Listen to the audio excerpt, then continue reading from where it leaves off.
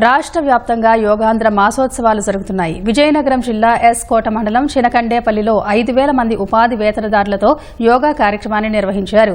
సాయి దివ్యామృతం ఆశ్రమం వద్ద ఉదయం యోగా గురువులు ఉపాధి వేతనదారులతో యోగాసనాలు వేయించారు.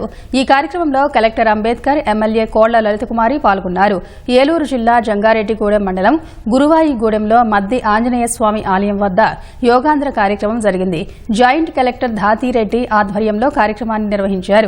అధికారులు, ప్రజలు పెద్ద ఎత్తున ఇందులో పాల్గొన్నారు. తీసుకుంటూ చేతులు తలపైకి ఎత్తండి, ప్రక్క నుండి చేతులు దించేసేయండి. ఇప్పుడు ముందుకు వంచారు కదా, అలాగే వెనక్కి వంచే ఆసనం అర్ధ చక్రాసన్.